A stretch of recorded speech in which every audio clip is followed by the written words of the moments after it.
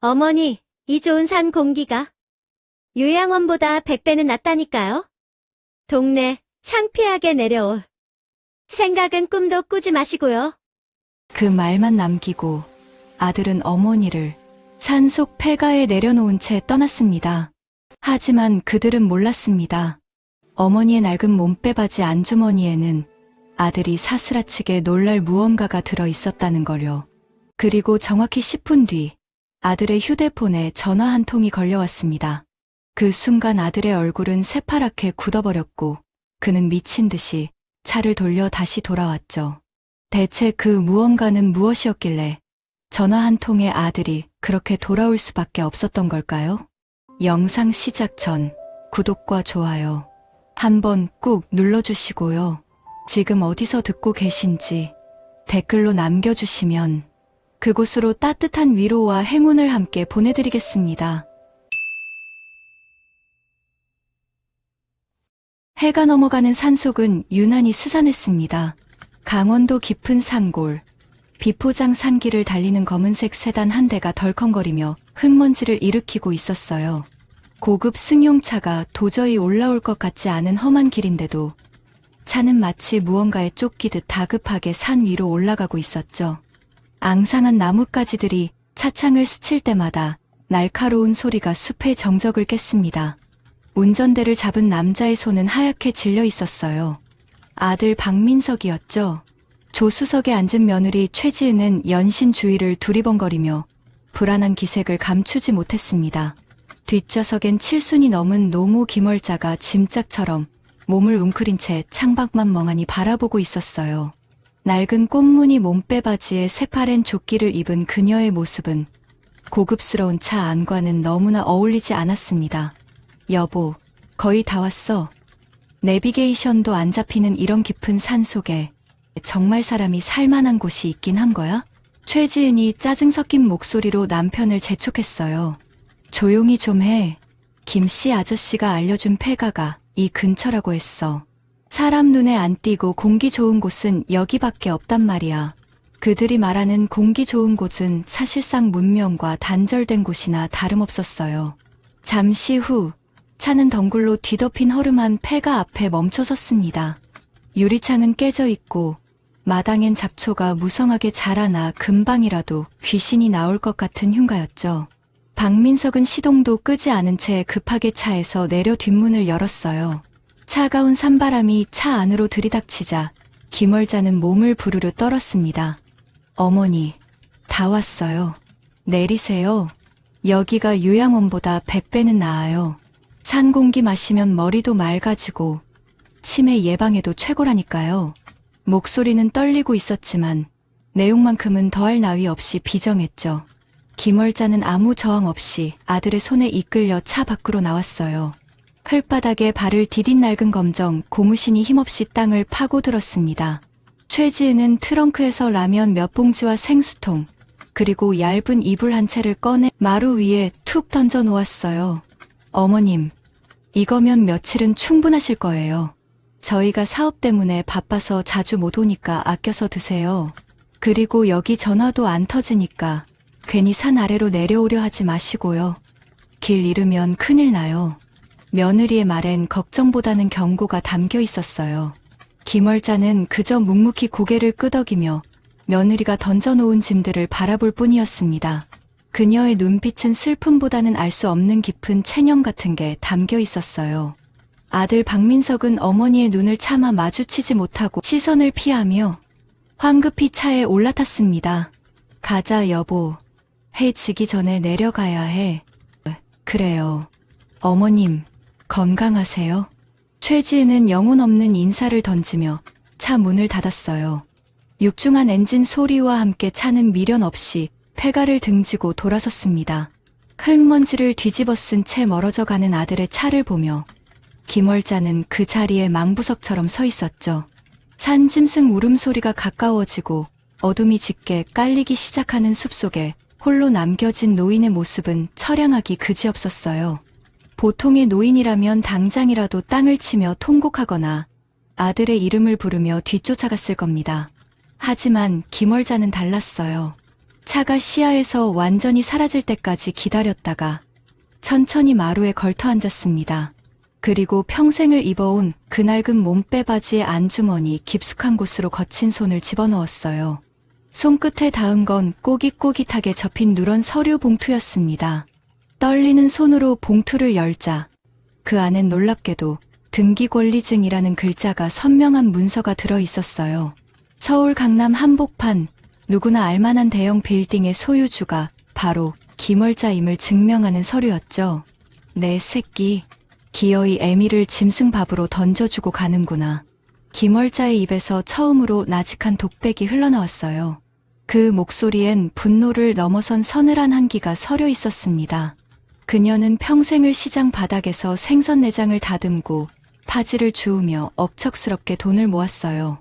남편이 남겨준 작은 땅이 개발되면서 막대한 보상금을 받았고 그 돈을 허투루 쓰지 않고 굴려 지금의 빌딩을 손에 쥐게 된 거였죠. 하지만 자식들이 돈 냄새를 맡고 타락할까봐 재력을 철저히 숨겨왔습니다. 그저 시장통의 욕쟁이 할머니, 돈 없는 늙은이로 사는 것이 자식을 위한 길이라 믿었거든요. 하지만 그 믿음은 오늘 이 차가운 산속 폐가에서 산산이 조각나고 말았습니다. 한편 산길을 내려오던 박민석의 차 안은 묘한 해방감으로 가득했어요. 박민석은 핸들을 두드리며 콧노래까지 흥얼거렸습니다. 아이고, 속이 다 시원하네. 이제 매달 나가는 요양원비 200만 원 굳었어. 그 돈이면 밀린 이자 갚고도 남아. 그러게 말이야, 당신 진짜 큰 결심했어. 솔직히 어머님, 치매의 기운도 있으신데 요양원에 있어봤자 돈만 아깝지. 차라리 공기 좋은 데서 편하게 가시는 게 효도하는 거야. 최지은이 맞장구를 치며 거울을 보고 화장을 고쳤어요. 두 사람은 자신들의 폐륜을 효도라는 말도 안 되는 단어로 포장하며 낄낄거렸습니다. 그들의 머릿속엔 오로지 돈, 그리고 늙은 어머니를 떼어냈다는 안도감만이 존재했어요. 하지만 꿈에도 몰랐겠죠. 자신들이 버리고 온 게 단순한 늙은이가 아니라 자신들의 인생을 송두리째 바꿔줄 수 있는 황금알을 낳는 거위였다는 사실을요. 산 중턱을 막 벗어날 무렵 박민석의 휴대폰이 요란하게 울리기 시작했어요. 발신자 표시엔 강 실장이라는 이름이 떠 있었죠. 평소라면 쳐다보지도 않았을 어머니의 지인이었지만 왠지 모를 불안감이 그의 등줄기를 스치고 지나갔습니다. 여보세요? 무슨 일이시죠? 수화기 너머로 들려오는 강 실장의 목소리는 평소와 달리 지극히 사무적이고 냉철했어요. 그리고 그 입에서 나온 첫 마디는 박민석이 쥐고 있던 핸들을 놓칠 만큼 충격적인 거였습니다. 박민석 씨 되십니까? 김월자 회장님 대리인 강철중입니다. 지금 회장님께서 모든 자산 동결과 함께 박민석 씨 명의로 된 사업장 임대차 계약 해지를 지시하셨습니다. 네, 회장님이라니요? 그게 무슨... 그리고 임대차 계약 해지라니... 강 실장님 지금 술 드셨어요? 박민석이 헛웃음을 지으며 되물었지만 돌아오는 대답은 그의 심장을 얼어붙게 만들기에 충분했어요. 못 들으셨습니까? 강남 스카이빌딩 실소유주가 바로 김월자 여사님입니다. 방금 전 여사님께서 직접 비상 연락망으로 지시를 내리셨습니다. 지금 당장 어머니 모시고 오지 않으면 당신은 빈털터리가 되는 건 물론이고 존속 유기 혐의로 경찰차를 타게 될 겁니다. 박민석의 얼굴에서 핏기가 완전히 사라졌어요. 멍하니 전화기를 든 채 백미러를 통해 자신이 지나온 어두운 산길을 바라보았습니다. 10분 전 자신이 짐짝처럼 버리고 온 그 노인이 수백억 자산가였다니. 차 안엔 무거운 정적이 감돌았고 밖에선 밤을 알리는 부엉이의 울음소리가 마치 그들을 비웃듯 울려 퍼지고 있었습니다. 박민석의 차가 비명을 지르듯 급정거한 곳은 낭떠러지가 바로 옆에 입을 벌리고 있는 위험천만한 산모퉁이었어요. 타이어가 흙바닥을 거칠게 긁으며 멈춰서자 차체는 금방이라도 벼랑 아래로 굴러떨어질 듯 위태롭게 흔들렸습니다. 갑작스러운 급브레이크에 조수석에 있던 최지은이 앞으로 쏠리며 비명을 질렀어요. 안전벨트가 가슴을 강하게 압박했지만 고통보다 남편의 이해할 수 없는 행동에 대한 분노가 먼저 터져 나왔습니다. 당신 미쳤어. 갑자기 브레이크를 밟으면 어떡해. 우리 다 죽을 뻔했잖아. 하지만 박민석은 아내의 고함이 귀에 들어오지 않는 듯 했어요. 동공은 지진이라도 난 것처럼 심하게 흔들리고 있었고 이마엔 식은땀이 비 오듯 쏟아지고 있었거든요. 떨리는 손으로 휴대폰을 움켜쥔 채 마치 유령이라도 본 사람처럼 멍하니 앞만 응시하며 중얼거렸습니다. 말도 안 돼, 그게 엄마 거라고? 그 빌딩이? 최지은이 남편의 어깨를 거칠게 흔들며 소리쳤어요. 도대체 무슨 소리를 하는 거야? 정신 차려. 박민석, 강 실장이라는 사람이 뭐라고 했는데 그래? 박민석이 천천히 고개를 돌려 최지은을 바라보았어요. 그의 눈엔 공포와 탐욕, 그리고 후회가 뒤섞인 기괴한 광기가 서려 있었습니다. 여보, 강남 스카이빌딩 알지? 우리 사무실 임대료 밀려서 쫓겨날 판인 그 빌딩 말이야. 알지? 그게 왜? 거기 건물주가 갑질해서 우리가 힘들다고 당신이 맨날 욕했잖아. 그 건물주가 우리 엄마래. 순간 최지은의 눈이 찢어질 듯 커졌어요. 잠시 숨 쉬는 것조차 잊은 채 남편의 입술만 바라보았습니다. 머릿속이 하얗게 변했다가 순식간에 복잡한 계산기 소리로 가득 차기 시작했죠. 스카이빌딩이라면 강남 요지에 위치한 15층짜리 건물로 시가만 따져도 500억은 좋게 넘는 알짜배기 중에 알짜배기였어요. 그 건물의 주인이 자신들이 방금 곰팡이 핀 폐가에 버리고 온 신내 나는 늙은이 김월자라니. 최지은은 믿기지 않는 현실 앞에 헛웃음을 터뜨렸습니다. 거짓말이지? 당신 지금 나 놀려? 그 노인네가 가진 거라곤 시장통에서 주워온 헌 옷가지랑 쓰레기 같은 잡동사니 뿐이잖아. 그런 사람이 무슨 수백억 빌딩 주인이야. 강 실장이 직접 전화했어. 엄마가 자산 동결시켰다고. 지금 당장 엄마 안 모셔오면 우리 존속유기로 신고하고 빈털터리 만들겠대. 여보, 우리 지금 큰일 났어. 엄마가 다 알고 있었던 거야. 우리가 버리고 갈 거라는 걸. 박민석이 핸들을 주먹으로 내리치며 절규했어요. 그제야 상황 파악이 된 최지은의 얼굴도 사색이 되었습니다. 존속 유기 혐의로 감옥에 가는 것도 무서웠지만 눈앞에서 500억이라는 거금이 날아간다는 사실이 더 미치게 만들었어요. 만약 김월자가 이대로 산속에서 잘못되기라도 한다면, 아니, 구조되어 경찰에 신고라도 한다면 상속은커녕 법적으로 소송이 걸려 평생 빚더미에 앉을 수도 있는 상황이었습니다. 차 돌려. 당장 차 돌리라고. 어머님 찾아야 해. 최지은이 악을 쓰며 소리쳤어요. 박민석은 미친 사람처럼 핸들을 꺾어 좁은 산길에서 불법 유턴을 감행했습니다. 차바퀴가 헛돌며 돌멩이들이 튀어올랐고 차체는 요란한 소리를 내며 다시 산 정상을 향해 질주하기 시작했죠. 10분 전 어머니를 버리고 내려올 때 느꼈던 그 가벼운 해방감은 온데간데 없이 사라지고 이제 그 자리를 채운 건 오직 돈을 잃을지도 모른다는 극심한 공포뿐이었어요. 산길은 올라갈수록 더욱 험해지고 어두워졌습니다. 헤드라이트 불빛이 비추는 곳마다 검은 나무 그림자가 흉측하게 춤을 추고 있었죠. 박민석은 속도계를 무시하고 가속 페달을 밟았어요. 차가 덜컹거릴 때마다 최지은은 손톱을 물어뜯으며 혼잣말을 중얼거렸습니다. 제발 그대로 있어야 해. 노인네가 다리가 불편해서 멀리 못 갔을 거야. 가서 무조건 빌어야 해. 몰랐다고. 잠깐 길을 잃은 거라고 우기면 돼. 치맥이 있다고 했으니까 우리가 우기면 사람들도 우리 말 믿을 거야. 반성 대신 알리바이를 만들고 있었던 거예요. 그녀에게 김월자는 여전히 어머니가 아니라 놓치면 안 되는 500억짜리 복권일 뿐이었습니다. 박민석 역시 머릿속으로 변명거리를 찾느라 분주했어요. 10분이라는 시간은 내려올 때는 찰나 같았지만 올라가는 지금은 영겁의 시간처럼 느껴졌습니다. 마침내 저 멀리 폐가의 낡은 슬레이트 지붕이 헤드라이트 불빛에 희미하게 모습을 드러냈어요. 박민석은 급하게 브레이크를 밟으며 마당 한가운데 차를 세웠습니다. 어머니, 엄마. 박민석이 차 문을 박차고 나가며 목청껏 소리쳤어요. 최지은도 하이힐이 흙바닥에 빠지는 것도 아랑곳하지 않고 뛰어나갔습니다. 어머님, 저희 왔어요. 장난이 너무 심하셨잖아요. 하지만 폐가는 죽은 듯이 고요했어요. 며느리가 던져놓고 갔던 라면 봉지와 생수통은 마루 위에 그대로 놓여 있었지만 쭈그리고 앉아 있어야 할 김월자의 모습은 어디에도 보이지 않았습니다. 박민석이 신발을 신은 채 방 안으로 뛰어 들어갔어요. 문짝이 떨어진 방 안엔 거미줄만 무성할 뿐 사람의 온기라고는 전혀 느껴지지 않았습니다. 없어, 엄마가 없어. 박민석이 텅 빈 방을 보며 망연자실하게 중얼거렸어요.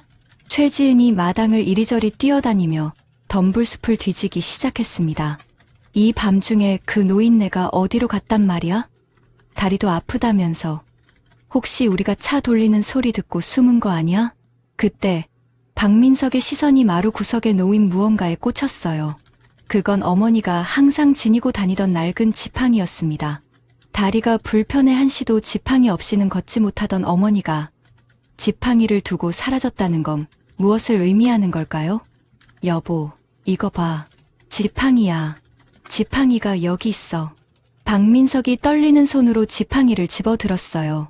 손잡이 부분은 어머니의 손때가 묻어 반질반질했습니다. 그 순간 숲속 어디선가 부스럭거리는 소리가 들려왔어요. 두 사람은 동시에 소리가 난 쪽으로 고개를 돌렸습니다. 폐가 뒤쪽 빽빽하게 우거진 대나무 숲 사이였죠. 저기 뭐가 있어. 최지은이 박민석의 옷자락을 움켜쥐며 뒷걸음질 쳤어요. 공포 영화의 한 장면처럼 칠흑 같은 어둠 속에서 무언가가 그들을 지켜보고 있는 듯한 섬뜩한 느낌. 하지만 돈에 눈이 먼 박민석은 공포조차 집어삼키고 있었습니다. 엄마, 거기 계신 거 다 알아요. 제발 나오세요. 제가 잘못했어요. 박민석은 지팡이를 든 채 대나무 숲을 향해 비틀거리며 걸어갔어요. 하지만 그가 숲 초입에 발을 들이는 순간 발밑에서 무언가 와자작 하고 부서지는 소리가 났습니다. 박민석이 휴대폰 조명을 비춰 바닥을 확인하자 그곳엔 박민석과 최지은의 결혼사진이 담긴 액자가 산산조각이 난 채 버려져 있었어요. 그건 김월자가 보물 1호라며 항상 품에 안고 다니던 아들이 장가가던 날의 사진이었습니다. 유리가 깨져 흉하게 일그러진 사진 속에서 웃고 있는 박민석의 얼굴 위로 누군가 일부러 흙을 지시겨 놓은 듯한 흔적이 선명했어요. 그건 단순한 분실물이 아니었습니다. 명백한 절연의 표시이자 더 이상 너희를 자식으로 생각하지 않겠다는 어머니의 서늘한 선전포고였죠. 이건 엄마가 일부러. 박민석은 바닥에 주저앉아 깨진 액자를 멍하니 바라보았어요.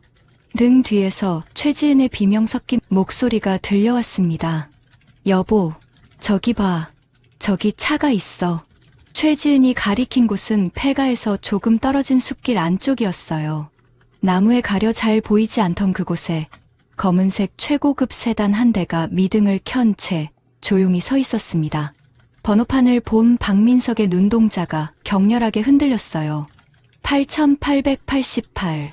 그건 강남 스카이빌딩 주차장, 회장 전용 구역에 항상 세워져 있던 바로 그 차였습니다. 박민석과 최지은이 넋을 잃고 그 차를 바라보는 사이 굳게 닫혀있던 뒷좌석 창문이 스르르 내려가기 시작했어요. 어둠 속에 가려져 얼굴은 보이지 않았지만 창문 틈으로 뿜어져 나오는 압도적인 위압감에 두 사람은 숨조차 쉴 수 없었습니다. 그리고 그 어둠 속에서 너무나 익숙하지만 한 번도 들어본 적 없는 차갑고 위험 있는 목소리가 흘러나왔어요. 내 아들은 10분 전에 죽었다. 그 차갑고도 단호한 목소리는 산속의 냉기보다 더 서늘하게 박민석과 최지은의 가슴을 파고들었어요. 박민석은 자신의 귀를 의심하며 멍하니 입을 벌렸습니다. 분명 어머니 김월자의 목소리였지만 그 톤과 억양은 평생 들어본 적 없는 위험으로 가득 차 있었거든요. 박민석이 떨리는 다리를 억지로 움직여 검은 세단의 창문 쪽으로 한 걸음 더 다가갔어요. 엄마, 지금 무슨 말씀을 하시는 거예요? 저 민석이에요. 엄마 하나뿐인 아들 민석이요. 제가 잠깐, 그래요. 잠깐 실성을 했나 봐요. 실수였어요. 엄마, 박민석이 비굴한 웃음을 지으며 창문 틈으로 손을 집어넣으려 했어요. 하지만 창문은 야멸차게 닫히지 않고 오히려 천천히, 아주 천천히 끝까지 내려갔습니다. 그 안엔 박민석이 알던 초라한 노인 김월자가 아닌 전혀 다른 분위기의 여인이 앉아 있었어요. 낡은 몸빼 바지와 조끼는 그대로였지만 그녀가 걸치고 있는 분위기는 180도 달라져 있었죠.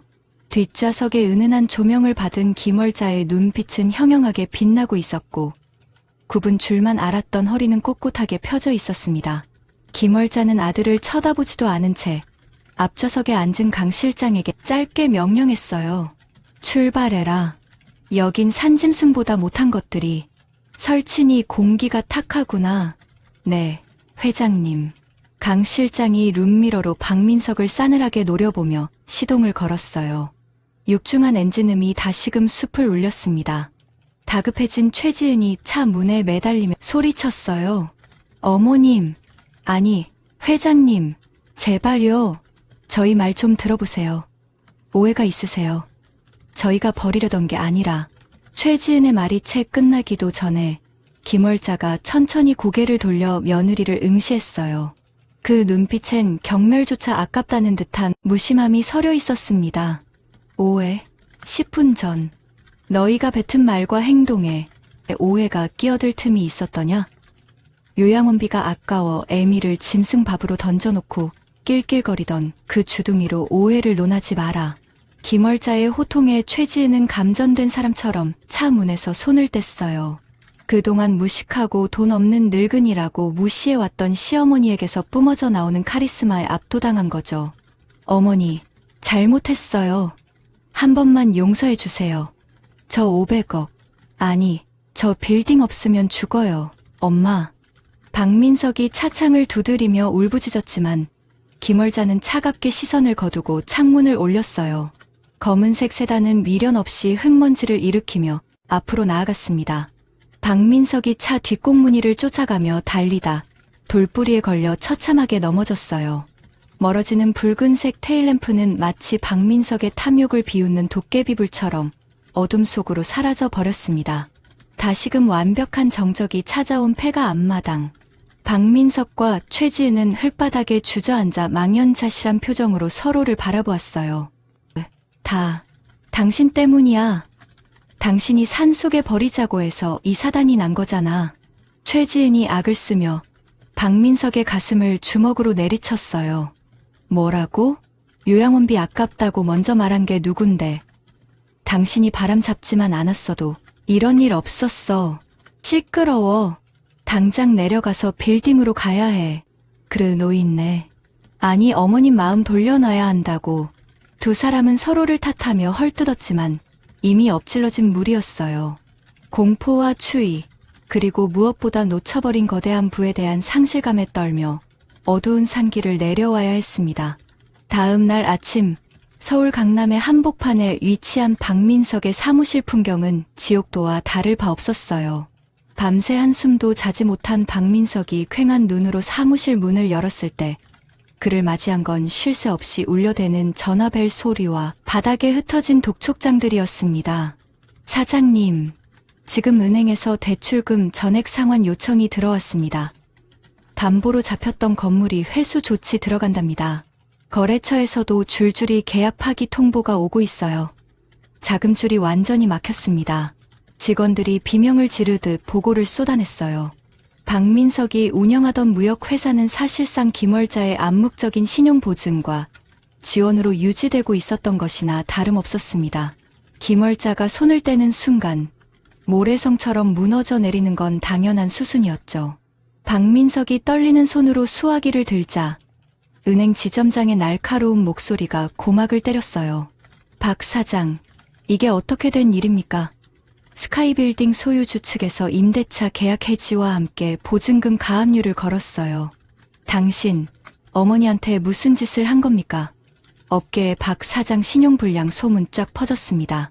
전화를 끄는 박민석은 다리에 힘이 풀려 주저앉았어요. 사무실 유리창 너머로 보이는 거대한 스카이빌딩. 바로 어제까지 자신이 떵떵거하며 드나들던 그곳이 이제는 난공불락의 요새처럼 거대하고 이합적으로 느껴졌습니다. 그때 문이 벌컥 열리며 최지은이 들어왔어요. 그녀의 몰골 역시 말이 아니었습니다. 명품 옷은 구겨져 있었고 화장은 번져 흉한 몰골이었죠. 여보, 집에도 딱지 붙었어. 카드도 다 정지됐고. 우리 이제 어떡해? 당장 길거리에 나앉게 생겼어. 최지은이 울먹이며 박민석의 바짓가랑이를 잡았어요. 박민석은 멍하니 창밖을 바라보다가 이내 도끼 어린 눈빛으로 자리에서 벌떡 일어났습니다. 가자, 빌딩으로 가. 가서 뭐 하게? 문전박대 당할 게 뻔한데. 무릎이라도 꿇어야지. 아니, 쇼라도 해야 해. 사람들이 보는 앞에서 엄마한테 비는 척이라도 하면 체면 때문에라도 받아주시겠지. 엄마는 평생 남의 눈 의식하며 사신 분이야. 자식이 건물 로비에서 울고불고하면 절대 모른 척 못해. 박민석은 끝까지 어머니의 모정을 이용하려 들었어요. 잘못을 뉘우치기보다는 어머니의 약점을 파고들 궁리만 하고 있었던 거죠. 두 사람은 택시비조차 아까워 떨리는 손으로 쌈짓돈을 털어 겨우 택시를 잡아탔어요. 스카이빌딩 앞에 도착하자 웅장한 위용을 자랑하는 건물이 그들을 내려다보고 있었습니다. 불과 하루 전만 해도 내 건물인 양 거들먹거리며 드나들던 회전문이 오늘은 마치 단두대의 입구처럼 서늘하게 느껴졌어요. 박민석과 최지은이 로비로 들어서자마자 보안 요원들이 앞을 가로막았습니다. 어떻게 오셨습니까? 나야, 나. 여기 사장 아들 박민석, 어머니 뵈러 왔어. 비켜. 박민석이 평소처럼 고함을 질렀지만 보안 요원들은 꿈쩍도 하지 않았어요. 오히려 뒤쪽에서 강 실장이 천천히 걸어 나왔습니다. 말끔한 정장 차림의 강 실장은 혐오스러운 벌레를 보듯 두 사람을 위아래로 훑어보았어요. 박민석 씨, 그리고 최진 씨, 여기는 업무 공간입니다. 잡상인이나 외부인은 출입 금지입니다. 강 실장, 자네가 어떻게 나한테 이래? 우리 엄마 어딨어? 엄마 나오라고 해. 박민석이 악을 쓰며 강 실장의 멱살을 잡으려 했지만 건장한 보안 요원들에게 제압당해 바닥에 내동댕이 쳐졌어요. 로비를 지나던 사람들이 웅성거리며 그들을 구경하기 시작했습니다. 바닥에 엎드린 박민석의 눈앞에 강 실장의 구두가 멈춰섰어요. 강 실장은 품에서 하얀 봉투 하나를 꺼내 박민석의 앞에 툭 던졌습니다. 회장님께서 전해주라 하신 마지막 자비입니다. 박민석이 황급히 봉투를 뜯었어요. 그 안엔 돈이 들어있을 거라는 기대와 달리 종이 한 장만이 달랑 들어있었습니다. 종이에 적힌 내용을 읽은 박민석의 표정이 일그러지기 시작했어요. 그건 돈을 주는 서류가 아니라 김월자가 내건 기이하고도 가혹한 조건부 계약서였습니다. 이게 뭡니까? 이대로 하면 정말 모든 걸 돌려주신답니까? 최지은이 옆에서 서류를 낚아채 읽어내려갔어요. 조건 박민석과 최지은은 일주일 내로 강남역 광장에서 노숙 생활을 하며 폐지를 주어 10만 원을 만들어 올 것. 단, 지인의 도움은 일절 금지하며 오로지 두 사람의 힘으로만 해결해야 함. 이를 달성할 시 대화의 기회를 부여하겠음. 노숙, 폐지. 지금 우리 보고 거지가 되라는 거야? 최지은이 비명을 질렀어요. 강 실장은 차가운 미소를 지으며 대답했습니다. 왜요? 어머니가 평생 해오신 일입니다. 그게 그렇게 창피하고 더러운 일이라고 무시하셨죠? 그렇다면 직접 한번 겪어보시죠. 일주일 뒤 10만 원을 들고 오지 못하면 영원히 아웃입니다. 강 실장은 뒤도 돌아보지 않고 엘리베이터로 향했어요. 로비 한복판에 버려진 박민석과 최지은, 500억 빌딩의 상속자가 될 뻔했던 그들은 이제 당장 오늘 밤 잠잘 곳을 걱정해야 하는 처지로 전락하고 말았습니다. 박민석은 구겨진 서류를 움켜쥐며 이를 갈았어요. 유리창 너머로 펜트하우스에서 이 모든 광경을 내려다보고 있는 김월자의 눈엔 슬픔과 결의가 동시에 차오르고 있었습니다. 화려한 네온 사인이 불야성을 이루는 강남역의 밤거리는 박민석과 최지은에게는 더 이상 욕망의 놀이터가 아니었어요. 불과 이틀 전만 해도 명품 쇼핑백을 들고 거들먹거리며 활보하던 그 거리가 이제는 차가운 바람과 사람들의 경멸 어린 시선만이 가득한 정글로 변해버렸거든요. 두 사람은 지하철역 11번 출구 구석진 곳에 신문지를 깔고 쭈그리고 앉아 있었어요. 고급 정장과 원피스는 이미 때가 타 꼬질꼬질해졌고 며칠째 감지 못한 머리에서는 쉰내가 풍겼습니다. 지나가는 행인들은 코를 막으며 그들을 피해서 걸었고 개 중에는 젊은 사람들이 왜 저러고 있어? 라며 혀를 차는 이들도 있었어요. 여보, 나 배고파 죽겠어. 뭐라도 좀 사와봐. 최지은이 힘없는 목소리로 투정을 부렸어요. 돈이 있어야 사오지. 강 실장 그 자식이 지갑이랑 카드, 차키까지 싹 다 압수해 갔잖아. 우리 수중에 있는 돈이라곤 아까 자판기 밑에서 주운 500원짜리 동전 하나가 전부야. 그럼 저기 폐지라도 주워. 10만 원 채워야 엄마가 만나준다며. 최지은의 닥달에 박민석은 억지로 몸을 일으켰어요. 강 실장이 던져주고 간 낡은 리어카가 그들의 유일한 재산이었습니다. 박민석은 리어카를 끌고 편의점 뒤편으로 향했어요. 마침 아르바이트생이 빛나면 박스를 내놓고 있었습니다. 박민석의 눈이 번쩍 뜨였어요. 저거다. 저거면 꽤 되겠어. 박민석이 허겁지겁 박스 더미로 달려가 손을 뻗는 순간 누군가 그의 손등을 짝 하고 내리쳤어요. 이봐. 어디서 굴러먹던 개뼈다귀가 남의 구역을 넘봐. 고개를 들어보니 허리가 90도로 굽은 꼬부랑 할머니가 무시무시한 눈빛으로 그를 노려보고 있었어요. 이 구역에서 10년 넘게 폐지를 주워온 터줏대감이었죠. 아니, 할머니, 이거 주인 없는 거잖아요. 먼저 줍는 사람이 임자지 무슨 구역 타령입니까? 뭐야? 젊은 놈이 사지 멀쩡해서 할 짓이 없어서 노인네 밥그릇을 뺏으려 들어? 저리 안 꺼져. 할머니가 지팡이를 휘두르자 박민석은 기겁하며 뒷걸음질 쳤어요. 힘으로 뺏을 수도 있었겠지만 주변 사람들의 시선이 두려워 도망치듯 자리를 피해야 했습니다. 결국 두 사람은 강남역에서 한참 떨어진 유흥가 뒷골목까지 밀려나서야 겨우 젖은 박스 몇 개와 빈캔을 주울 수 있었어요. 새벽 4시 뼈가 시리는 추위 속에서 두 사람은 리어카를 끌고 고물상으로 향했어요. 리어카엔 그들이 밤새 돌아다니며 모은 폐지가 산더미처럼 쌓여 있었습니다. 박민석은 땀을 뻘뻘 흘리며 생각했어요. 고물상 주인이 무게를 달고 건넨 돈은 박민석의 기대를 산산이 조각냈습니다. 자, 여기 1,500원. 박민석과 최지은은 자신의 귀를 의심했어요. 네, 아저씨, 장난하세요? 이 많은 걸 밤새 주워왔는데 1,500원이라니요? 영 하나 빼먹으신 거 아니에요? 최지은이 앙칼지게 따지자 주인이 귀찮다는 듯 손을 휘저었어요. 요새 폐지값이 똥값이야. 기당 50원도 안 쳐줘. 싫으면 도로 가져가든가.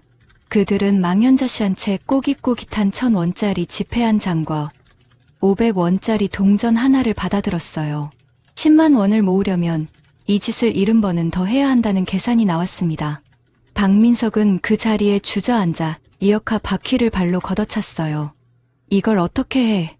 엄마가 우릴 죽이려고 작정한 거야. 평생 이런 짓을 어떻게 하고 살았어? 그때였어요. 두 사람의 뇌리에 스쳐 지나가는 기억이 있었습니다. 어머니 김월자는 비가 오나 눈이 오나 그 낡은 리어카를 끌고 시장통을 누렸었죠. 박민석이 대학에 합격했을 때도, 최지은이 혼수 문제로 투덜거릴 때도 어머니는 묵묵히 폐지를 주워 번 꼬깃꼬깃한 돈을 건네주곤 했었어요.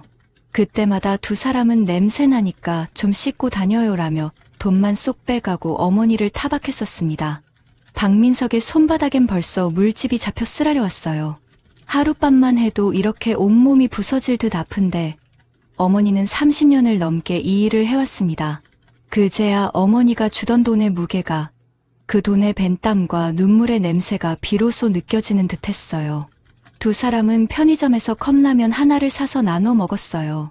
국물 한 방울까지 핥아 먹으며 서로의 눈치를 보는 모습은 처량하기 그지없었습니다.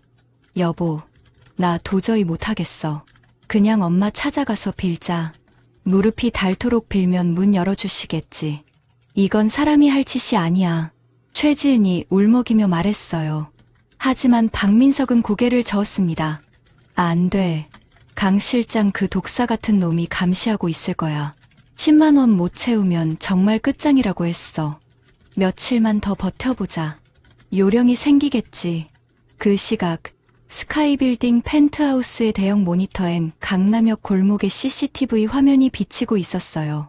컵라면 하나를 두고 티격태격하는 아들 부부의 모습을 지켜보는 김월자의 눈가는 젖어 있었습니다. 옆에 서 있던 강 실장이 조심스럽게 물었어요. 회장님, 너무 가혹한 것 아니십니까? 평생 고생 모르고 자란 사람들입니다. 저러다 병이라도 나면 어쩌시려고요. 김월자는 찻잔을 내려놓으며 단호하게 말했습니다. 병. 내 가슴에 든 멍에 비하면 저건 생채기에도 못 미친다. 쟤들은 돈 무서운 줄만 알지. 돈 버는 무서움은 모르는 애들이야. 바닥을 기어봐야 하늘 귀한 줄 아는 법이다. 아직 멀었어. 눈빛에 도끼가 덜 빠졌구나.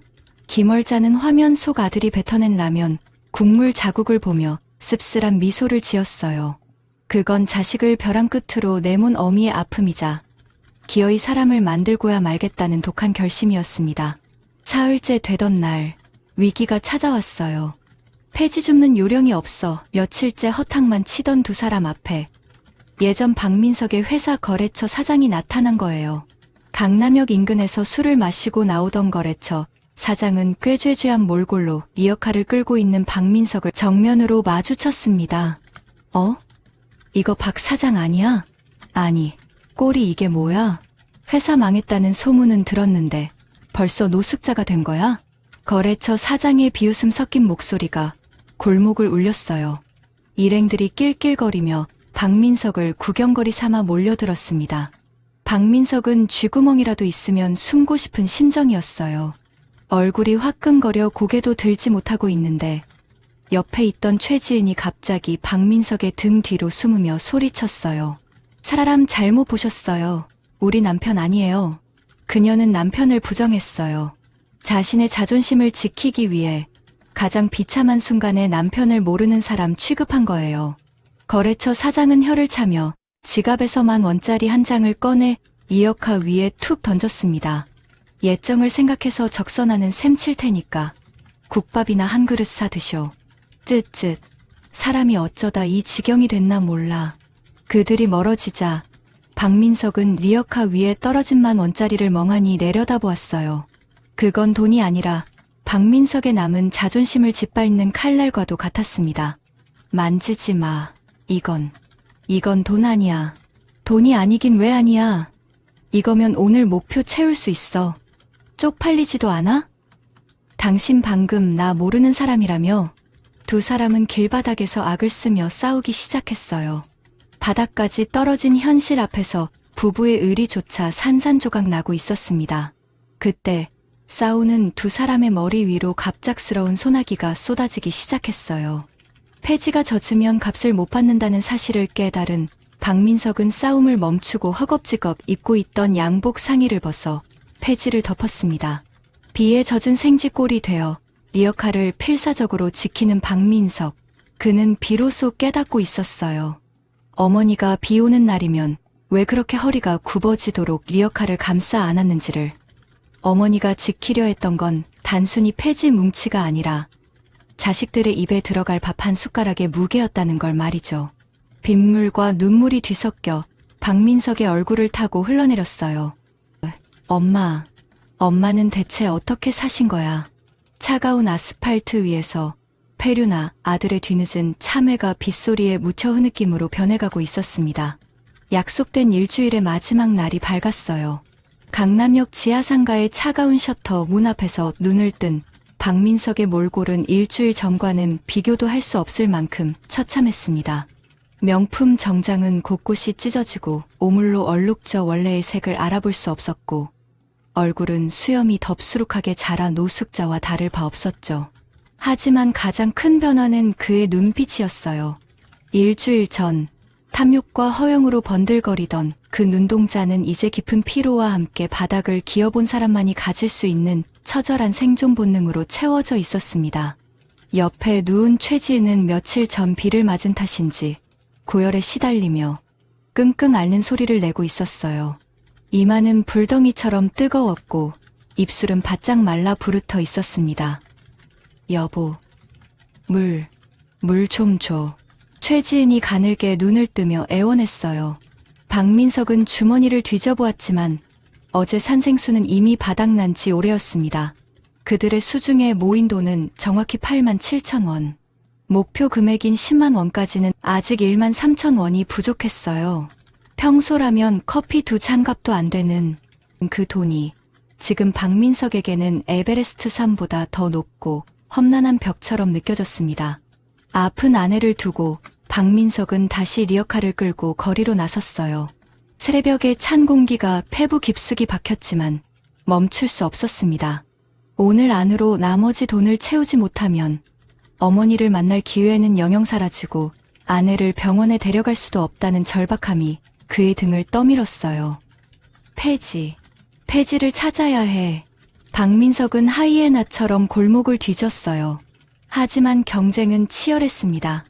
이미 다른 노인들이 새벽같이 나와 쓸만한 박스들을 모두 수거해 간 뒤였죠. 박민석은 쓰레기장 악취가 진동하는 음식점 뒷골목까지 들어가 젖은 박스를 맨손으로 분리했어요. 음식물 쓰레기가 손에 묻고 썩은 냄새가 코를 찔렀지만 구역질을 삼키며 박스를 차곡차곡 리어카에 실었습니다. 예전 같으면 더러워서 못해 먹겠네라며 발로 찼을 그 쓰레기 더미가 이제는 어머니를 만날 수 있는 유일한 동아줄로 보였어요. 한참을 작업하던 중 박민석은 골목 구석에서 폐지를 정리하던 한 할머니와 마주쳤어요. 며칠 전 자신의 손등을 때리며 쫓아냈던 바로 그 터줏대감 할머니였죠. 할머니는 무거운 리어카를 힘겹게 끌고 오르막길을 오르려다 미끄러지고 있었어요. 박민석은 자신도 모르게 달려가 할머니의 리어카 뒤를 밀었습니다. 영차, 할머니, 제가 밀어드릴게요. 할머니는 놀란 눈으로 박민석을 돌아보았어요. 며칠 전만 해도 눈에 도끼를 품고 대들던 젊은이가 땀범벅이 되어 자신을 돕고 있는 모습이 낯설었을 겁니다. 고물상까지 리어카를 밀어드리고 나자 할머니는 주머니에서 꼬깃꼬깃한 1,000원짜리 2장을 꺼내 박민석의 손에 쥐어주었어요.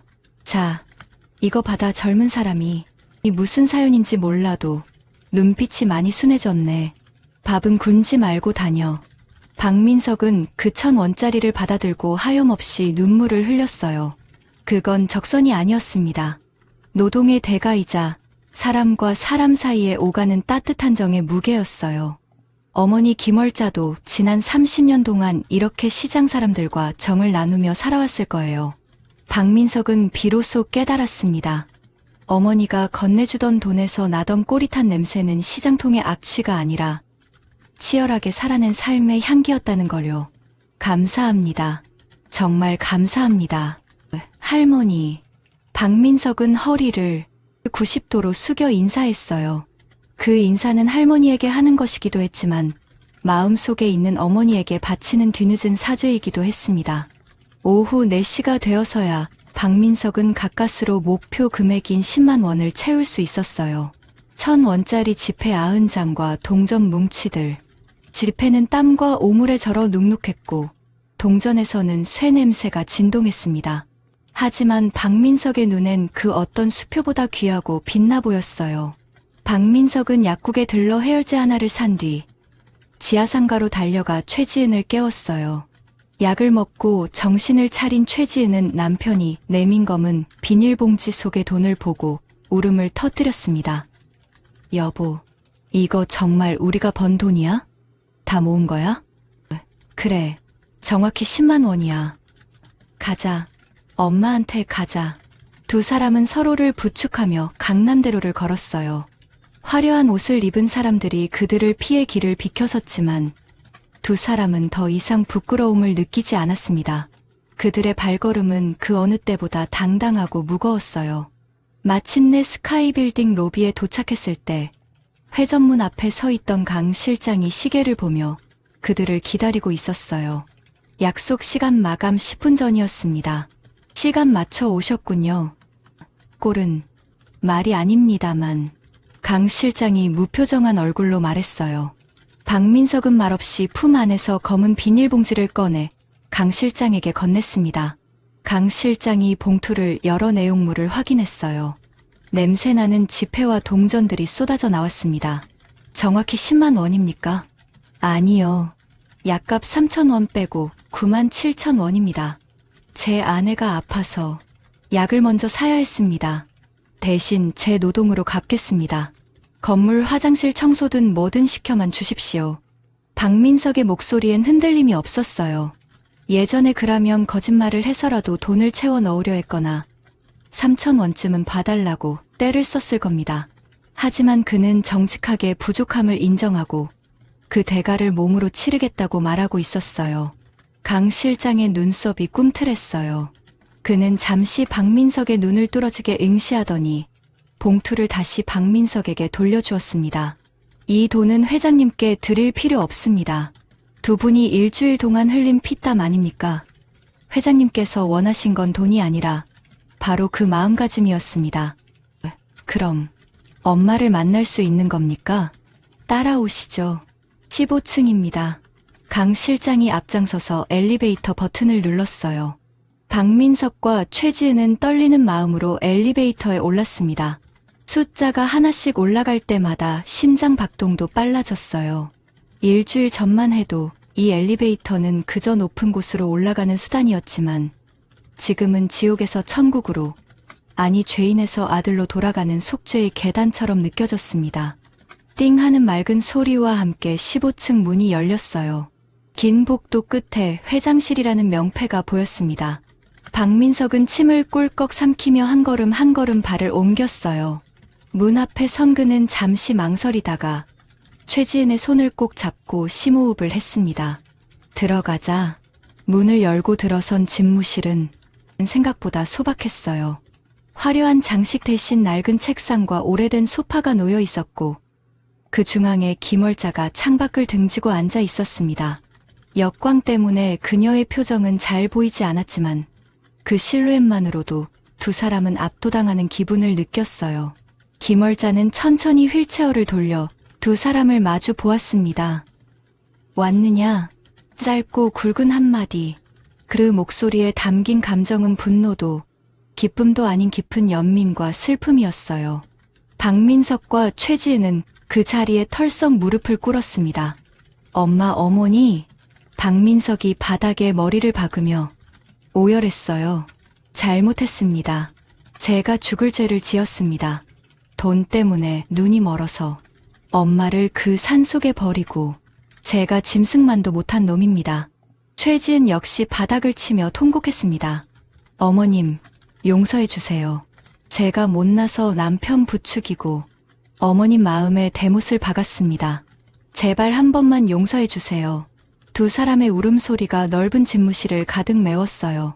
그건 500억 빌딩을 얻기 위한 가식적인 연기가 아니었습니다.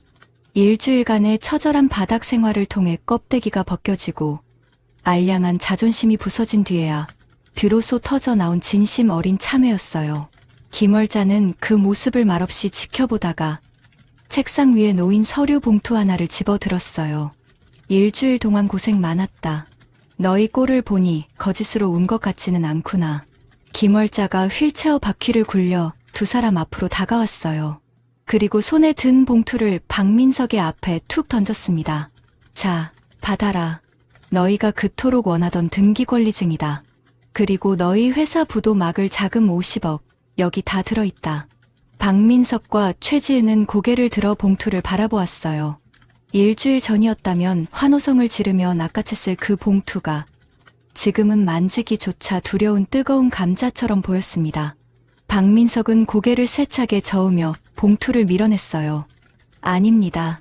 안 받겠습니다. 아니, 못 받습니다. 저희는 이걸 받을 자격이 없습니다. 뭐라? 지금 내 발로 굴러들어 온복을 차겠다는 거냐? 이거면 다시 사장 소리 듣고 떵떵거리며 살 수 있는데도 김월자가 매섭게 몰아붙였어요. 하지만 박민석은 눈물을 닦으며 단호하게 말했습니다. 지난 일주일 동안 뼈저리게 느꼈습니다.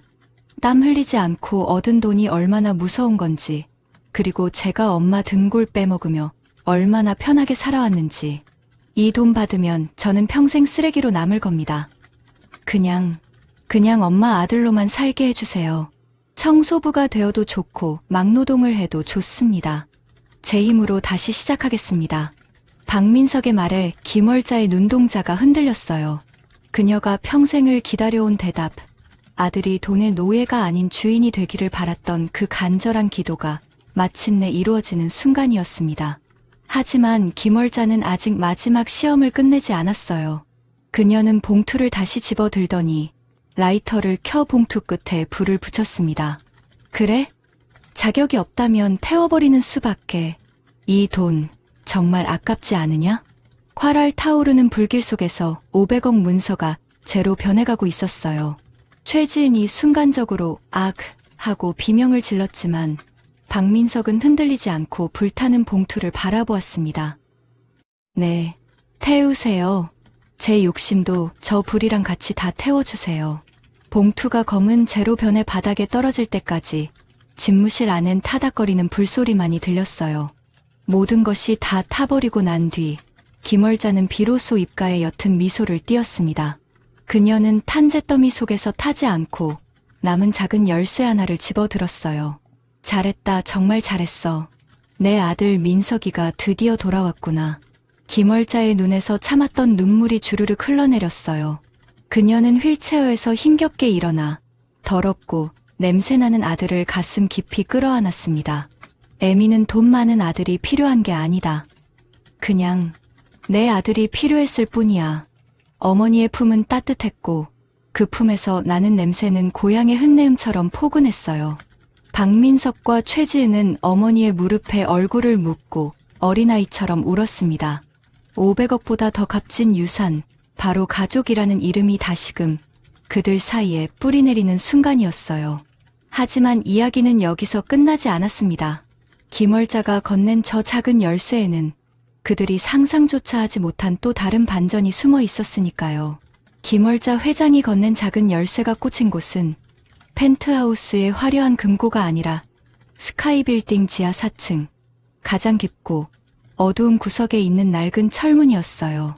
미화원 휴게실이라는 팻말조차 떨어져 나간 그곳은 김월자가 30년 전 처음 이 건물의 전신이었던 작은 상가에서 청소 일을 시작했을 때 머물던 쪽방을 그대로 보존해 둔 공간이었죠. 문을 열자 퀴퀴한 곰팡이 냄새와 함께 습한 공기가 훅 끼쳐왔어요. 두 사람이 눕기에도 비좁은 단칸방엔 낡은 전기장판 하나와 새파랭 가족사진, 그리고 김월자가 평생 써왔던 손때 묻은 청소 도구들이 가지런히 놓여 있었습니다. 여기가 우리가 지낼 곳이라고요? 최지은이 코를 막으며 울상을 지었어요. 50억 자산가의 아들 부부가 머물기에는 너무나도 초라하고 비참한 공간이었거든요. 하지만 박민석은 말없이 낡은 걸레 자루를 움켜쥐었습니다. 감사합니다. 여기서부터 다시 시작하겠습니다. 박민석의 눈빛은 흔들리지 않았어요. 불과 며칠 전만 해도 강남역 바닥에서 신문지를 덮고 잤던 그들에게 비바람을 피할 수 있는 지붕이 있다는 것만으로도 감지덕지해야 할 처지였거든요. 그날부터 박민석과 최지은의 스카이빌딩 미화원 생활이 시작되었어요. 새벽 4시에 일어나 남들이 출근하기 전 로비 대리석을 닫고 화장실 변기를 뚫으며 분리수거장의 악취와 싸우는 고된 일상이 이어졌습니다. 가장 견디기 힘든 건 육체적 고통이 아니라 사람들의 시선이었어요. 불과 일주일 전까지만 해도 사장님, 사모님 소리를 들으며 거들먹거렸던 건물 내입주사 직원들이 이제는 청소복을 입은 그들을 투명 인간 취급하거나 노골적으로 무시했거든요. 어이, 김씨, 여기 커피 쏟았잖아. 빨리 와서 좀 닦지? 한 입주사 직원이 박민석을 발로 툭툭 치며 불렀어요. 예전 같으면 내가 누군지 알아? 하며 멱살을 잡았을 박민석이었지만 그는 묵묵히 걸레를 들고 나가 바닥을 닦았습니다. 죄송합니다. 금방 치우겠습니다. 바닥에 무릎을 꿇고 엎드려 걸레질을 하는 박민석의 등 위로 직원들의 비웃음이 쏟아졌어요. 그 비굴함과 수치심이 목구멍까지 차올랐지만 박민석은 이를 악물고 참아냈습니다. 펜트하우스에서 내려다보고 있을 어머니를 생각하며 그리고 난생 처음 자신의 땀으로 밥값을 하고 있다는 묘한 자부심으로 버텨낸 거죠. 최지은 역시 처음에는 화장실 청소를 하며 구역질을 해댔지만 며칠이 지나자 고무장갑을 끼고 능숙하게 변기를 닦아내기 시작했어요. 바닥까지 떨어져 본 사람만이 가질 수 있는 끈기가 그들에게도 조금씩 생겨나고 있었습니다. 그러던 어느 날 박민석이 지하 주차장 구석에서 쓰레기를 정리하고 있을 때였어요. 검은색 고급 세단 한 대가 미끄러지듯 다가와 그의 앞에 멈춰 섰습니다. 차 문이 열리고 말끔한 슈트를 입은 중년 남성이 내렸어요. 그는 스카이 빌딩의 자금 관리를 총괄하는 오창수 전무였습니다. 김월자 회장이 가장 신뢰하는 측근이자 건물의 실질적인 2인자로 알려진 인물이었죠. 오 전무는 땀범벅이 된 박민석을 위아래로 훑어보더니 혀를 차며 다가왔어요. 아이고, 이게 누구십니까? 박민석 사장님 아니십니까? 어쩌다 이 귀한 분이 쓰레기 더미를 뒤지고 계십니까? 오 전무의 목소리엔 걱정을 가장한 비릿한 조소가 섞여 있었어요. 박민석은 경계심 어린 눈빛으로 허리를 폈습니다. 오 전무님 무슨 일이십니까? 아니, 회장님이 아무리 노하셨다 해도 그렇지 하나뿐인 혈육을 이렇게 천대하셔서야 되겠습니까? 내 마음이 다 아파서 그럽니다. 오 전무는 주머니에서 최고급 담배를 꺼내 박민석에게 권했어요. 박민석이 거절하자 그는 묘한 미소를 지으며 본색을 드러내기 시작했습니다. 박 사장님, 솔직히 억울하지 않으십니까? 저 500억짜리 빌딩, 법적으로 따지면 당연히 아드님 몫인데 말입니다. 노인네가 노망이 나서 재산을 사회에 환원하느니 마느니 헛소리를 하고 다니는데 그걸 그냥 보고만 계실 겁니까? 박민석의 눈썹이 꿈틀했어요. 사회 환원이라니 처음 듣는 이야기였습니다. 그게 무슨 소리입니까? 모르셨군요. 강 실장 그놈이 회장님을 꼬드겨서 유원장을 고치고 있습니다. 전 재산을 재단에 기부하고 박 사장님께는 땡전 한 푼 안 남기겠다는 내용으로요. 지금 회장님 판단력이 흐려지신 틈을 타서 강 실장이 건물을 통째로 삼키려는 겁니다. 오 전무가 은밀한 목소리로 속삭였어요. 그의 말은 교묘하게 박민석의 불안감을 자극했습니다. 강 실장에 대한 적개심, 그리고 어머니에 대한 서운함을 부채질하며 틈을 파고들려 한 거죠. 오 전무는 품 안에서 서류 봉투 하나를 꺼내 박민석의 손에 쥐어주었어요. 이게 뭡니까? 한정우견인 개시 심판 청구서입니다. 회장님의 치매 증상을 이유로 법원에 성년우견인을 신청하는 거죠. 박 사장님이 도장만 찍으시면 회장님의 모든 법적 권한을 정지시키고 재산관리권을 가져올 수 있습니다. 강 실장 그 사기꾼 놈한테서 건물을 지키려면 이 방법밖에 없습니다. 그건 달콤한 독이 든 성배였어요. 어머니를 정신질환자로 몰아 강제로 경영 일선에서 물러나게 하고 합법적으로 재산을 탈취하자는 제안이었거든요. 예전에 박민석이었다면 2번 고민하지 않고 도장을 찍었을지도 몰라요. 500억이라는 숫자가 주는 유혹은 그만큼 강력했거든요. 박민석은 서류와 오 전무의 얼굴을 번갈아 쳐다보았어요. 오 전무의 눈동자 속엔 탐욕스러운 뱀 한 마리가 다리를 틀고 앉아있는 듯했습니다. 순간 박민석의 머릿속에 지난 일주일간의 기억이 스쳐 지나갔어요. 빗물 섞인 라면을 나눠 먹던 밤, 폐지 리어카를 밀어주던 할머니의 따뜻한 손길, 그리고 불타는 돈봉투 앞에서 느꼈던 묘한 해방감까지 그는 자신이 땀 흘려 번 9만 7천 원의 가치를 기억해냈습니다. 오 전무님, 박민석이 나직하게 입을 열었어요. 왜 그러십니까? 볼펜이 필요하십니까? 오 전무가 기대에 찬 표정으로 몽블랑 만년필을 꺼내 들었어요. 박민석은 그 만년필을 받는 대신 손에 든 서류 봉투를 반으로 푹 찢어버렸습니다. 당신 눈에는 내가 아직도 돈에 미친 쓰레기로 보입니까? 뭐야? 지금 뭐 하는 짓이야? 오 전무가 당황하여 소리쳤어요. 박민석은 찢어진 종이 조각을 오 전무의 구두 위로 흩뿌리며 한 걸음 다가섰습니다. 그에게서 풍기는 악취는 더 이상 부끄러움이 아니라 맹수의 경고처럼 위협적으로 느껴졌어요. 우리 엄마가 노망이 나셨다고? 천만에. 엄마는 평생을 바닥에서 기어 올라와 이 건물을 세운 분이야. 당신 같은 사기꾼 속셈 하나 모를 것 같아. 강 실장님이 건물을 삼키려 한다고? 아니, 내 눈엔 당신이 그 도둑놈으로 보이는데. 이 자식이 바닥 좀 기게 해줬더니 눈에 뵈는 게 없나. 오 전무가 본색을 드러내며 손을 치켜들었어요. 하지만 박민석은 오 전무의 손목을 낚아채며 강하게 비틀었습니다. 육체노동으로 다져진 박민석의 악력은 예전과 달랐어요. 경고하는데 내 엄마 건드리면 그땐 내가 널 죽인다. 쓰레기 청소는 내가 전문이거든. 박민석이 오 전무를 거칠게 밀쳐냈어요. 오 전무는 비틀거리며 물러서면서도 도끼 어린 눈으로 박민석을 노려보았습니다. 후회하게 될 거다. 박민석, 내가 거절한 그 기회가 내 숨통을 끊어놓을 테니까. 내 놈이 모르는 게 있어. 이미 이 건물의 지분 절반은 내 소나기에 있다는 걸 말이야. 오 전무는 씩씩거리며 차에 올라타 사라졌어요. 멀어지는 차를 보며 박민석은 가쁜 숨을 몰아쉬었습니다.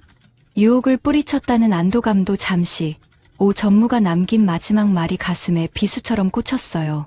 지분 절반이 넘어갔다니 어머니가 모르는 사이에 무슨 일이 벌어지고 있는 걸까요? 불길한 예감에 박민석은 서둘러 청소 도구를 정리하고 펜트하우스로 올라가려 했어요. 그때 주머니 속에 있던 무전기가 치지직거리는 소음과 함께 다급한 목소리를 토해냈습니다. 비상 상황. 15층 회장실. 회장님이 쓰러지셨다. 구급차 불러. 빨리. 박민석의 심장이 철렁 내려앉았어요. 15층 엘리베이터가 고장이라도 난 듯 숫자는 야속하게도 천천히 바뀌고 있었습니다. 박민석은 미친 듯이 비상계단을 향해 달렸어요. 터질 듯한 심장을 부여잡고 계단을 뛰어오르며 그는 빌고 또 빌었습니다. 안 돼. 엄마, 아직 효도 한번 제대로 못했어. 제발 기다려줘. 오 전무의 비릿한 미소와 쓰러진 어머니. 거대한 음모가 스카이 빌딩을 집어삼키기 위해 검은 입을 벌리기 시작했어요. 박민석이 15층 문을 박차고 들어갔을 때 그가 목격한 건 의식을 잃고 강 실장이 등에 엎여 나오는 김월자의 축 늘어진 팔이었습니다. 그리고 그 맞은편 복도 끝에서 오 전무가 승리자처럼 여유로운 표정으로 이사들을 대동한 채 걸어오고 있었어요. 전쟁의 서막이 올랐습니다. 응급실의 차가운 공기는 살을 애는 듯한 긴장감으로 가득 차 있었어요. 구급차 사이렌 소리가 멎자마자 김월자 회장은 산소 마스크를 쓴 채 의료진에 의해 급히 중환자실로 옮겨졌습니다. 그 뒤를 쫓던 박민석과 최지혜는 굳게 닫힌 자동문 앞에서 보안 요원들에게 가로막히고 말았죠. 유리문 너머로 멀어지는 어머니의 침대를 보며 박민석이 절규했어요. 비켜. 내가 아들이야. 우리 엄마라고. 죄송합니다. 오창수 전무님의 특별 지시입니다. 환자의 안정을 위해 직계 가족이라도 연애를 전면 금지한다고 하셨습니다. 보안 요원의 단호한 대답에 박민석은 주먹을 꽉 쥐었어요. 그때 병원 복도 저편에서 오창수 전무가 변호인단을 대동하고 여유롭게 걸어왔습니다. 그의 얼굴엔 걱정이라곤 찾아볼 수 없는 승리자의 오만한 미소가 걸려 있었어요. 오 전무는 박민석 앞까지 다가와 혀를 찢찢 찼습니다. 박 사장, 아니 이제 청소부 박 씨라고 불러야 하나? 여기서 소란 피우지 마. 회장님은 급성 심근경색이야. 충격을 받으면 안 된다고. 당신 짓이지. 엄마가 갑자기 쓰러지실 리가 없어. 당신이 무슨 짓을 한 거야? 박민석이 오 전무의 멱살을 잡으려 달려들었지만 경호원들이 순식간에 그를 제압해 바닥에 눌렀어요. 오 전무는 바닥에 깔린 박민석에게 천천히 허리를 숙이며 스마트폰 화면 하나를 들이밀었습니다. 증거도 없이 사람 잡지 마. 그리고 이거 나 찍지 않아? 화면 속 영상은 숲속 폐가 앞에 멈춰 선 박민석의 차와 어머니를 버리고 도망치는 두 사람의 모습이 적나라하게 찍힌 블랙박스 영상이었어요. 김월자 회장의 차가 도착하기 전 오 전무가 심어둔 감시 카메라에 포착된 결정적인 증거였던 거예요. 이 영상이 뉴스에 나가면 어떻게 될까? 500억 자산가를 산에 내다 버린 페류나 아들. 국민들이 널 가만두지 않을 걸. 감옥 가는 건 시간 문제고 평생 얼굴 들고 못 다닐 거다. 박민석의 눈동자가 흔들렸어요. 자신의 가장 추악한 과거가 발목을 잡는 순간이었습니다. 오 전무는 만족스러운 듯 웃으며 박민석의 귀에 속삭였어요. 그러니까 쥐 죽은 듯이 있어. 내일 긴급 주주총회에서 회장님 회의만이 통과되면 내가 새 회장이 될 거야. 그때 콩고물이라도 얻어먹고 싶으면 납작 엎드리라고. 오 전무가 떠난 뒤 박민석은 차가운 병원 바닥에 주저앉아 멍하니 허공을 응시했어요. 최지은이 다가와 그의 어깨를 감싸 안았지만 박민석의 몸은 사시나무 떨듯 떨리고 있었습니다. 과거의 죄가 거대한 부메랑이 되어 돌아와 어머니를 지킬 수 있는 마지막 기회마저 박탈해 버린 것 같았어요. 절망이라는 단어가 뼈에 사무치게 다가왔습니다. 그 시각 강 실장이 은밀하게 비상계단으로 박민석을 불러냈어요. 강 실장의 얼굴 또한 흙빛이 되어 있었습니다. 박 사장님, 시간이 없습니다. 오 전무가 내일 주주총회를 앞당겼습니다. 회장님을 심신미약 및 경영 능력 상실로 몰아내고 스카이빌딩을 해외 투기 자본에 매각하려는 계획입니다. 제가 뭘 할 수 있겠습니까? 저 영상이 공개되면 전 끝장입니다. 제가 나서는 게 오히려 엄마한테 독이 될 거예요. 박민석이 고개를 떨구며 자책했어요. 강 실장은 박민석의 어깨를 강하게 움켜쥐며 흔들었습니다. 정신 차리십시오. 회장님께서 왜 아드님을 그 밑바닥까지 내려보내셨다고 생각합니까? 단순히 벌을 주려던 게 아닙니다. 오 전무 같은 놈들과 싸울 수 있는 맷집을 키워주려 하신 겁니다. 회장님은 이미 알고 계셨습니다. 오 전무가 배신할 거라는 걸요. 강 실장은 품에서 낡은 열쇠 하나를 꺼내 박민석의 손에 쥐어주었어요. 그건 김월자 회장이 쓰러지기 직전 강 실장의 손에 몰래 쥐어준 것이었습니다. 회장님께서 남기신 말씀이 있습니다. 가장 낮은 곳에 답이 있다. 아드님이 지금 머무는 그곳, 지하 4층 청소부 대기실에 오 전무를 무너뜨릴 결정적 증거가 숨겨져 있다고 하셨습니다. 박민석의 눈이 번쩍 뜨였어요. 가장 낮은 곳, 그곳은 자신과 아내가 지난 며칠간 먹고 자며 땀 흘렸던 그 냄새나고 비좁은 쪽방이었습니다. 박민석은 최지은의 손을 잡고 미친 듯이 병원을 빠져나와 스카이빌딩으로 향했어요. 새벽 2시 스카이빌딩 지하 4층 미화원 휴게실. 박민석과 최지은은 좁은 방 안을 샅샅이 뒤지기 시작했어요. 장판을 들추고 천장을 뜯어내고 낡은 사물함까지 모조리 뒤졌지만 특별한 건 나오지 않았습니다. 여보, 아무것도 없어. 혹시 강 실장님이 잘못 아신 거 아니야? 최지은이 울먹이며 주저앉았어요. 박민석도 거친 숨을 몰아쉬며 방 안을 둘러보았습니다. 그때 벽에 걸린 낡은 액자 하나가 눈에 들어왔어요. 30년 전 박민석이 초등학교에 입학하던 날 찍은 빛바랜 가족 사진이었습니다. 젊은 시절에 어머니가 어린 민석을 안고 환하게 웃고 있는 사진. 어머니는 500억 빌딩의 회장이 되어서도 펜트하우스가 아닌 이 냄새나는 지하 쪽방에 가장 소중한 추억을 걸어두고 계셨던 거예요. 박민석은 홀린 듯 다가가 액자를 떼어냈어요. 액자 뒤편에 나무 판자가 조금 헐거워져 있었습니다. 떨리는 손으로 판자를 밀어내자 벽 안쪽에 작은 금고가 숨겨져 있었어요. 강 실장이 준 열쇠를 꽂고 돌리자 철컥하는 경쾌한 소리와 함께 금고 문이 열렸습니다. 그 안엔 돈다발도 금괴도 아닌 낡은 가죽 장부 한 권과 USB 하나가 들어있었어요. 박민석이 장부를 펼치자 지난 10년 동안 오창수 전무가 페이퍼 컴퍼니를 통해 횡령한 내역과 불법 비자금 조성 기록이 빼곡하게 적혀 있었습니다. 그리고 맨 뒷장엔 어머니의 친필 편지가 끼워져 있었어요. 사랑하는 아들 민석아, 내가 이 편지를 읽고 있다면 아마도 가장 낮은 곳에서 내 힘으로 다시 일어섰다는 뜻이겠지. 이 장부는 오 전무가 내 눈과 귀를 가리고 저지른 죄의 기록이다.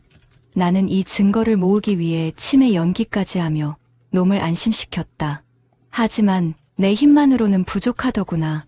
이 칼자루를 쥘 사람은 깨끗해진 손을 가진 너뿐이다. 두려워 마라. 애미가 닦아놓은 길은 험했지만 내가 걸어갈 길은 내가 지킬 것이다. 편지를 읽는 박민석의 손 위로 굵은 눈물방울이 뚝뚝 떨어졌어요. 어머니는 치매에 걸린 게 아니었습니다. 아들을 강하게 키우고 회사를 지키기 위해 그 모든 수모와 오해를 감수하며 홀로 외로운 싸움을 해오셨던 거예요. 엄마, 죄송해요. 정말 죄송해요. 박민석은 장부를 가슴에 품고 오열했어요. 최지은도 남편의 등을 쓰다듬으며 함께 울었습니다. 하지만 슬픔에 잠겨 있을 시간은 없었어요. 날이 밝으면 주주총회가 열리고 오 전무가 회사를 삼킬 것이기 때문입니다. 박민석은 눈물을 닦고 자리에서 일어났어요. 그의 눈빛은 더 이상 도망자의 그것이 아니었습니다. 여보, 내 양복 좀 꺼내줘. 어떤 거? 다 찢어지고 더러워졌잖아. 아니, 그거 말고 지금 입고 있는 이거 청소복. 박민석은 벽에 걸려 있던 깨끗한 청소 용역 조끼를 꺼내 입었어요. 그리고 가슴에 달린 미화원 박민석이라는 명찰을 반듯하게 고쳐 달았습니다. 이게 내 갑옷이야. 가장 낮은 곳에서 일하는 사람만이 가장 높은 곳의 쓰레기를 치울 수 있는 법이니까. 최지은이 젖은 눈으로 고개를 끄덕이며 남편의 옷매무새를 다듬어 주었어요. 아침 9시 스카이빌딩 대회의실 앞은 긴장감이 감돌았어요. 주주들과 이사들이 속속 입장하는 가운데 단상 중앙에는 오창수 전무가 의기양양하게 앉아 있었습니다. 그는 마이크를 잡고 엄숙한 표정으로 개회를 선언하려 했어요. 지금부터 김월자 회장 해임 및 신임 대표이사 선임건을 위한 긴급 주주총회를 시작하겠습니다. 김 회장님은 현재 심각한 인지 능력 저하로 인해 이에 있습니다. 그때 회의실 문이 쾅 하고 열리며 우렁찬 목소리가 장내를 뒤흔들었어요. 모든 사람들의 시선이 문 쪽으로 쏠렸습니다. 그곳엔 값비싼 명품 정장 대신 회색 청소복을 입고 한 손에는 낡은 걸레 자루를, 다른 한 손에는 가죽 장부를 든 박민석이 서 있었어요. 뭐야? 저 청소부는 누구야? 경비, 당장 끌어내. 오 전무가 당황하여 소리쳤어요. 하지만 박민석은 성큼성큼 단상을 향해 걸어갔습니다. 보안 요원들이 달려들었지만 박민석의 기세에 눌려 주춤거렸어요.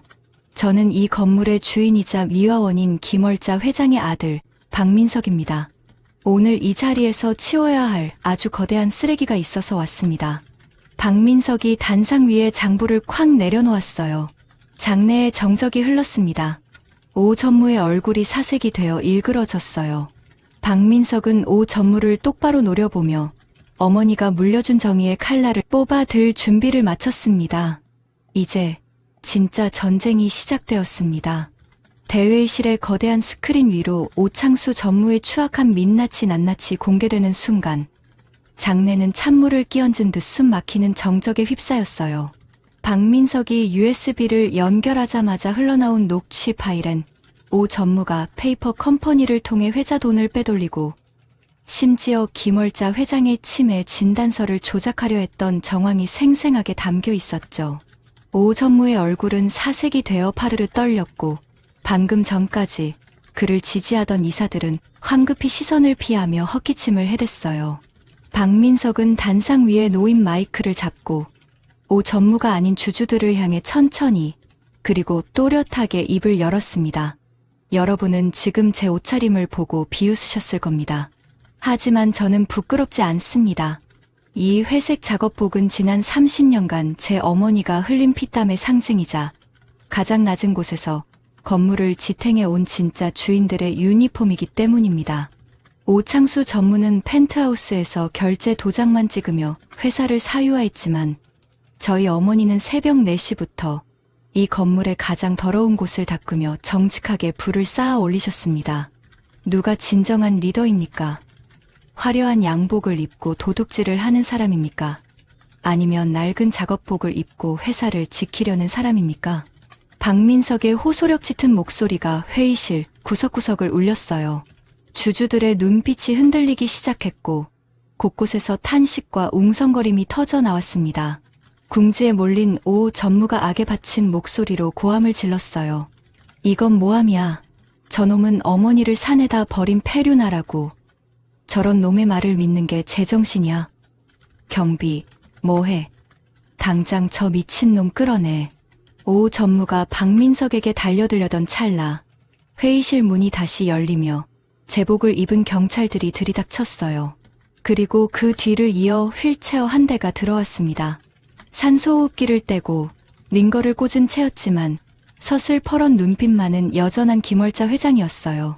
강 실장의 부축을 받으며 들어선 김월자의 등장에 장내는 순식간에 압도당했습니다. 회장님. 오 전무가 뒷걸음질 치며 주저앉았어요. 김월자는 떨리는 손을 들어 오 전무를 가리켰습니다. 내 아들이 폐륜하라면 그 아들을 참회시키고 사람 만든 건 이 애미다. 하지만 내 믿음을 배신하고 회사를 갉아먹은 너는 그 누구도 구제해 줄 수 없는 진짜 괴물이야. 내 눈에 흙이 들어가기 전엔 이 회사를 내 놈 아가리에 쳐넣을 수 없다. 김월자의 일갈과 함께 경찰들이 오 전무의 손목에 수갑을 채웠어요. 차가운 금속성 소리가 회의실의 공기를 갈랐고 오 전무는 회장님, 잘못했습니다. 한 번만 살려주십시오. 라고 비굴하게 애원하며 끌려나갔습니다. 상황이 정리되자 박민석은 단상에서 내려와 어머니 앞으로 달려가 무릎을 꿇었어요. 며칠 전과는 달리 이제는 당당하게 어머니의 눈을 마주할 수 있었습니다. 김월자는 거칠어진 아들의 손을 잡고 쓰다듬으며 희미하게 미소 지었어요. 청소는 깨끗하게 했느냐? 네, 어머니. 건물에서 제일 더러운 쓰레기를 방금 치웠습니다. 박민석의 대답에 김월자의 눈과 주름 사이로 뜨거운 눈물이 흘러내렸어요. 그건 안도감이자 긴 싸움을 끝낸 전사의 휴식과도 같은 눈물이었습니다. 그로부터 1년이라는 시간이 흘렀어요. 스카이 빌딩엔 많은 변화가 있었습니다. 가장 눈에 띄는 변화는 1층 로비에 미화원 및 경비원 전용 쉼터가 널찍하게 마련된 것이었어요. 그리고 출근 시간이면 로비 입구에서 직원들에게 허리 숙여 인사하는 말끔한 정장 차림의 남자를 볼 수 있었는데 바로 신임 대표이사 박민석이었습니다. 그는 사장이 된 후에도 일주일에 한 번은 반드시 청소복을 입고 건물 외곽을 청소했어요. 초심을 잊지 않겠다는 그만의 다짐이자 의식이었죠. 최지은 역시 확연히 달라졌어요. 그녀는 더 이상 명품관을 기웃거리지 않았습니다. 대신 김월자 재단에서 운영하는 무료 급식소에서 앞치마를 두르고 배식 봉사를 도맡아 했어요. 처음에는 남의 시선을 의식해 억지로 시작했지만 이제는 어르신들의 시판을 닦으며 진심으로 안부를 묻는 모습이 제법 자연스러워 보였습니다. 어느 화창한 가을 오후 김월자는 펜트하우스 정원에 앉아 아들과 며느리가 가져온 과일을 먹고 있었어요. 건강을 많이 회복한 그녀는 이제 지팡이 없이도 제법 걸을 수 있게 되었습니다. 어머니, 이번에 강남구청에서 표창장을 준다고 하네요. 우리 건물이 상생경영 우수 사례로 뽑혔대요. 박민석이 쑥스러운 듯 머리를 긁적이며 말했어요. 김월자는 사과를 깎고 있던 최지은을 흐뭇하게 바라보며 말했습니다. 상장 쪼가리가 무슨 소용이냐. 나는 내 아들 내외가 사람 구실하는 게 노벨상보다 더 기쁘다. 어머님도 참 칭찬 좀 그냥 해주시면 안 돼요? 최지은이 애교 섞인 투정을 부리자 정원에 웃음꽃이 피어났어요. 김월자는 품에서 낡은 통장 하나를 꺼내 박민석에게 건넸습니다. 이게 뭐예요? 지난 1년간 내가 폐지 주어서 모은 돈이다. 100만 원 좀 넘을 게다. 이거 가지고 가서 직원들 떡이나 좀 돌려라. 내 땀값이니 허투루 쓰지 말고. 박민석은 그 얇은 통장을 두 손으로 받아들었어요. 500억 빌딩보다 더 무겁게 느껴지는 어머니의 삶 그 자체였습니다. 통장 안엔 내 새끼 밥값이라는 메모가 삐뚤빼뚤한 글씨로 적혀 있었어요. 박민석은 울컥 차오르는 감정을 삼키며 어머니의 손을 꼭 잡았습니다. 감사합니다, 어머니. 이 돈 세상에서 제일 값진 곳에 쓰겠습니다. 노을이 지는 빌딩 숲 사이로 세 사람의 그림자가 길게 드리워졌어요. 이제 그 그림자엔 어둠이 아닌 따스한 주황빛이 가득 차 있었습니다. 돈이라는 차가운 숫자에 가려져 보이지 않던 가족이라는 진짜 보물을 되찾은 그들의 뒷모습은 그 어떤 부자보다도 풍요로워 보였어요. 여러분, 오늘 박민석 씨의 이야기 어떻게 들으셨나요? 자식 키우다 보면 속이 문드러질 때가 한두 번이 아니죠. 내가 널 어떻게 키웠는데 하는 원망이 들 때도 있고, 엇나가는 자식 보며 억장이 무너지는 밤도 있으셨을 겁니다. 김월자 여사님도 아들이 자신을 산속에 버렸을 때 그 심정이 오죽했을까요? 아마 세상이 무너지는 것 같은 배신감과 슬픔을 느끼셨을 거예요. 하지만 부모의 마음이란 참으로 기이합니다. 그토록 모진 꼴을 당하고도 결국 자식을 바른 길로 인도하기 위해 마지막까지 회초리를 드는 그 마음 말입니다. 김월자 여사님이 500억이라는 돈 대신 빈손의 가치를 가르치지 않았다면 아들은 평생 돈의 노예로 살다 파멸했을지도 몰라요. 때로는 사랑하기 때문에 더 독해져야 하고 사랑하기 때문에 더 차갑게 내쳐야 할 때도 있는 법인가 봅니다. 지금 혹시 자식 때문에 혹은 가족 때문에 가슴 아리하고 계신가요? 너무 상심하지 마세요. 비바람이 몰아쳐야 뿌리가 더 깊게 내리듯 지금의 시련도 언젠가는 더 단단한 가족애로 거듭날 걸음이 될 테니까요. 박민석 씨가 흘린 참회의 눈물처럼 진심은 언젠가 반드시 통하게 되어 있어요. 중요한 건 우리가 끝까지 포기하지 않고 그들을 믿고 기다려주는 따뜻한 마음 아닐까요? 오늘 밤은 곁에 있는 혹은 멀리 있는 자식들에게 따뜻한 안부 전화 한 통 해보시는 건 어떨까요? 밥은 먹었니? 별일 없지 하는 그 사소한 한마디 속에 500억보다 더 귀한 여러분의 사랑이 담겨 있을 테니까요. 여러분의 가정에 늘 평안과 행복이 깃들기를 진심으로 기원합니다. 지금까지 사연 들어주셔서 감사합니다.